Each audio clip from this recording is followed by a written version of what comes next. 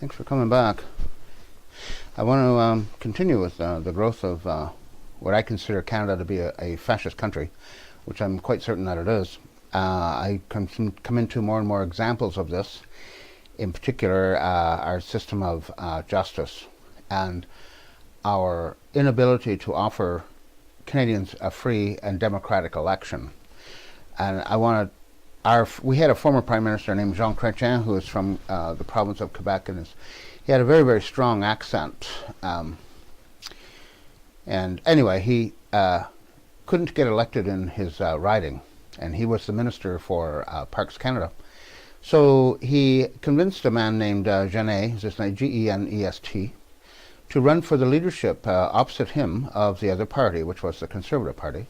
And he helped him get the election, and he helped him get set up, and so the reward for this man was that Jean Chrétien gave him a very prestigious position in Parks Canada. He sent him to Banff, Alberta, and probably a very senior position. And this man's son couldn't speak any English, but he went to Alberta, which is the province that Jean Chrétien really did not like at all. And Justin Trudeau, the now Prime Minister, also does not like that province. However, the Genet acted so ineptly when he won the leadership and there was an election called. He didn't come to the meetings. He didn't do any speaking. He did not, basically he did not run. So the people of Quebec, basically, Jean Chrétien wins by default because no one knew who to vote for. They can't vote for Chrétien because, he doesn't deserve the vote. And now it's the guy Genet who is drunk and passed out, and nobody seems to know what happened to him. I probably shouldn't have said drunk and passed out, but, when you've received a bribe to act ineptly, you might as well play the part up to as well as you can, because I'm sure it's all being paid for on the public purse anyway. So Jean Chrétien gets his seat back, and eventually he couldn't get a seat. He lost an election. The people, it's interesting how many politicians think the people are stupid. I think Canada should get rid of its education system. If you want to treat us like that, don't educate the people. And for God's sake, don't allow them to be independent thinkers. Stuff the media. Stuff the media with people like Peter Mansbridge. And, Peter Mansbridge, he is not a very well-educated man. I think he probably completed grade 11, but I'm not sure of that. He certainly didn't get much past grade 11. But it was always irritating to me that when Peter Mansbridge spoke, doing the news and all this, and he's interviewing someone, something quite important has happened, he used to put his finger on his bottom lip and he would look in the camera and he would say, give us a sense, if you will, of what all of this means. And then this person who has been, perhaps he was a culprit, perhaps he's trying to manipulate somebody, would say, oh, well, it's very simple. It's all very, very good for Canada. You don't have to worry about anything. I'm taking care of everything. Don't worry. Don't worry. Be happy. So, Jean Chrétien loses his seat eventually. My riding's called Beausejour riding in New Brunswick, eastern New Brunswick. And that riding has a lot of Acadian people in it, and it has only voted one way. I don't think anybody's ever lost in the Liberal Party, so he convinces the guy whose seat it is to quit. And I'm willing to bet you there was a bribe involved, because Jean Chrétien is good at bribing. Bribing is huge in Canada, especially with the prime ministers, people like Brian Mulroney. He demands bribes, accepts bribes. He even got charged for it, and the RCMP lost all of the evidence. They didn't know this, they didn't know that. So he ended up with a counter lawsuit against the government of Canada for $50 million. Because they had besmirked him, even though he admitted he took all these $1,000 bills in an envelope. And the judge gave him $50 million because he appointed the judges, which is the way we do it here in Canada. There have been constitutional lawyers here who have protested this fact, and they think people from the public should be able to ask these candidates who want to be judges, and they apply for these positions, by the way, that the public should be involved in the scrutiny. And no Prime Minister has ever allowed it. The Prime Minister is the dictator of Canada. It's a fascist regime here. The Prime Minister gets to decide. Like in the case of Beverly Ann McLaughlin, she has very weak credentials in law, very, very weak. Yet she became somehow top judge of Canada. It should never have happened. The woman spent 6 years studying philosophy and became the top judge in Canada. It's just totally unbelievable. that anybody would ever even, I would never cross my mind to appoint anyone with such weak credentials. It's terrible. She should have at least had 6 years of law study, so she would have a well-rounded background and lots of depth of knowledge to be able to make an interesting argument. And perhaps some of the things that she did, I was like, they just ignore it because they didn't want to do it. Like, for example, I'll just tell you, the province of Quebec, where Jean Chrétien is from, has not signed the Constitution of Canada. And there is a challenge before the Supreme Court of Canada to hear the case. Since they haven't signed the Constitution, are they a part of Canada? The Supreme Court judges just went, I don't want to deal with that. No, we'll kick that can down the road, which is, of course, what they did. We have another case here. I'm working in British Columbia. There's a huge tract of land that became a country. It's called the Nisga'a Nation. It is a real nation. They have their own education system, their own laws. They built their own country within Canada. They also want a seat at the United Nations. So somebody here brought a case against the, not a case, but they wanted a judicial review. Supreme Court of Canada, challenge. Is Nisga'a a nation or not? And since it is, and they say it is, and the government of Canada says it is as well, that was under, I've forgotten now the Prime Minister, it might have been Stephen Harper. Do we have to get them a seat at the United Nations? Probably we do. But Supreme Court of Canada has never made a ruling. They have never discussed it. Even though I think it's quite goddamned important that we figured out this. Also, the current Prime Minister, Justin Trudeau, could solve our constitutional problem with Quebec, his home province. He could bring his home province to the table to sign the Constitution of Canada. Yet he's never done this. He's like kick the can even further down the road. And anyway, I'm just going to go back to my Beausejour riding. The guy's in the seat, quits. So now we've got an opening. Jean Chrétien came in. He brought the MLA with him to help him knock on doors and kiss the babies and all that. And it was a woman. Her name is Marilyn Trenum. I met her as well. They came to this little town called Sackville, right on the border to Nova Scotia, which I believe is it's the hometown of a famous broadcaster, Ian Hannamansingh. He's from that town, I'm quite certain. Anyway, I happened to be there when Jean Chrétien was coming through, and he was at a Subway restaurant on Main Street in Sackville. And I was sitting at a table with two professors and a professor's girlfriend at the time. They later married. Her name is Ellen Pickle. She has red hair. Anyway, Jean Chrétien was shaking hands, and he's got Marilyn Trenum with him. So when they came to our table, he looked at the red-haired woman, Ellen, and he said, Mon Dieu, my God, you look exactly like a woman from my writing. So my friend, Professor Jack here, he looks at Chrétien and he says, I thought this was your writing. Chrétien went back on his back heel. Marilyn Trenum tried to laugh about it, to cover this uncomfortable silence. Everybody's looking at this. And he says, oh, well, that is what I meant. And then he kept going. He didn't stay. We laughed. There's four of us. We laughed. So anyway, he wins the election.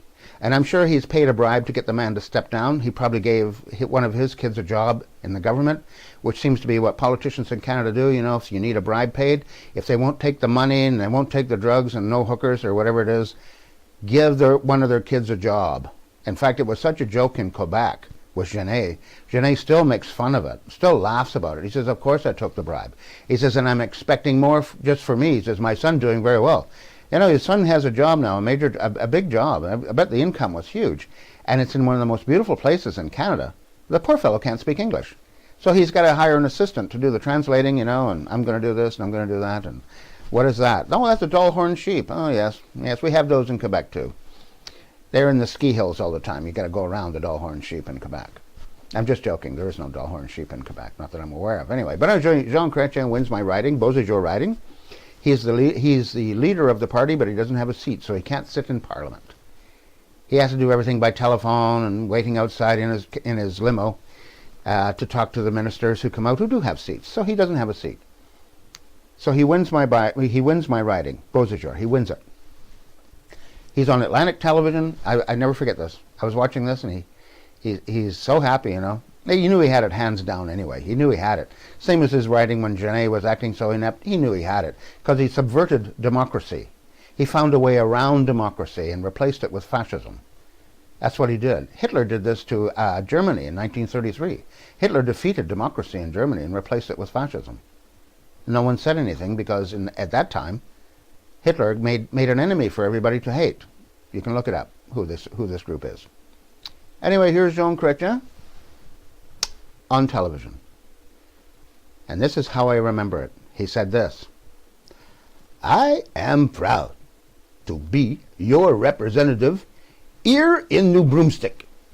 Now, the way to pronounce the name of my province is New Brunswick, but his grasp of the English language is not very good and his accent is unbelievable.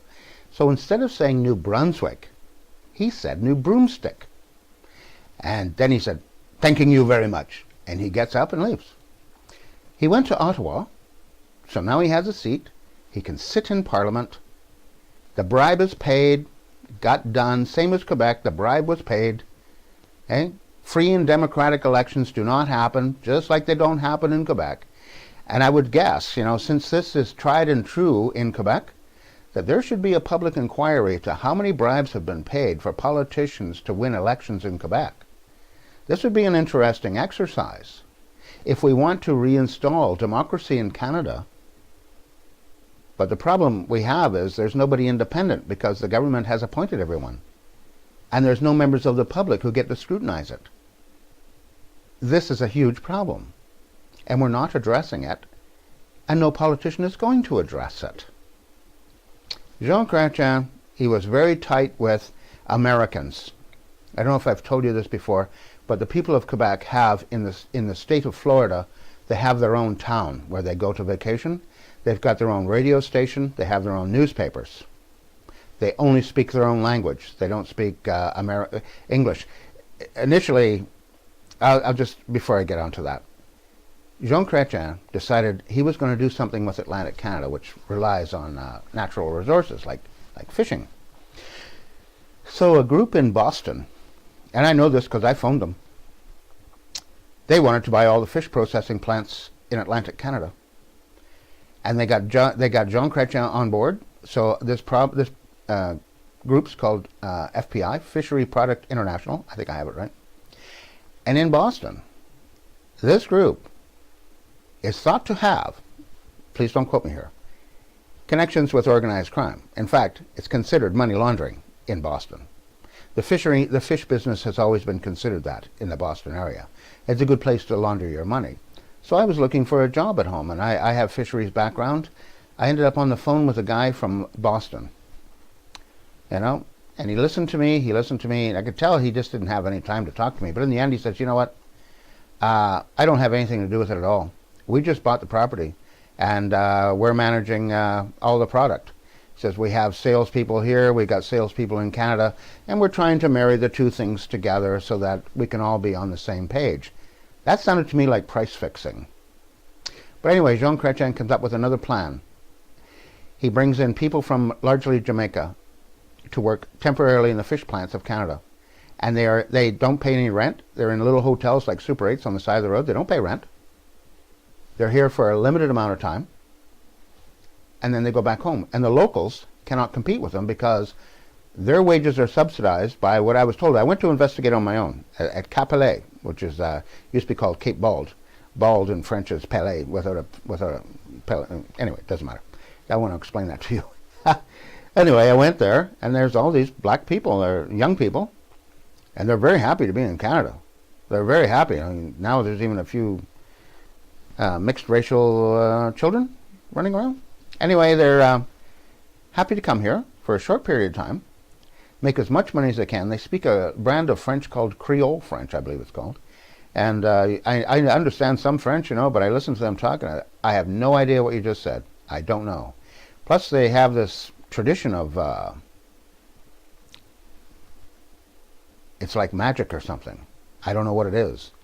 I don't know. I don't get it. Somebody knows out there probably what it is. The Jamaicans have a religion.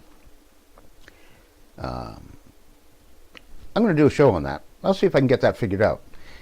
So anyway, Jean Chrétien screwed the locals. The locals, I went there. There's a club called Club 15, which is Club 15.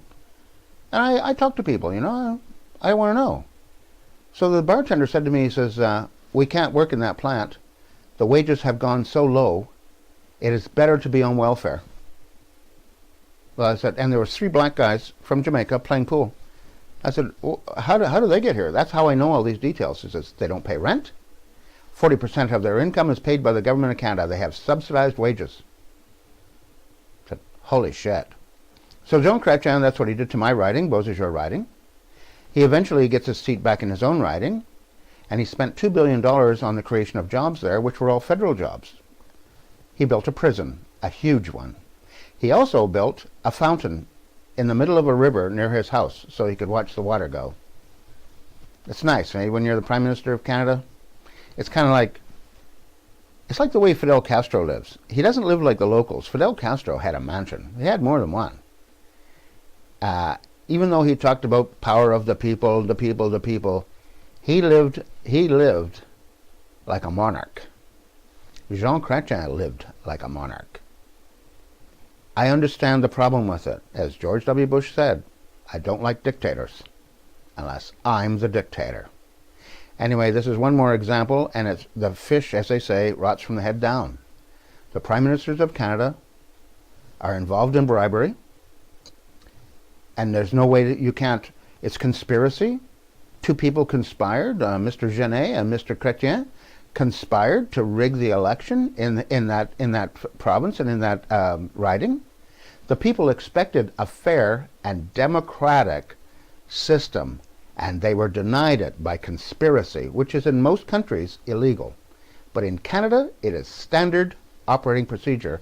I am going to write a letter to Elections Canada. I will send it by email, and they always take a long time to respond. It's an interesting thing that Elections Canada, you would think that this would be the group that protects the people from abuse. But it looks to me, and I've done this before, they try to cover their tracks for them. Elections Canada people say, no, there's nothing to see here. Move on, move on. You know, anyway, ladies and gentlemen, thanks for listening to me. I am going to come back, and we'll talk again. Or at least, I will. Send me some comments. A good friend of mine, she made some very good suggestions. I try to slow down. Everything's good with me. Goodbye from Canada. Take care.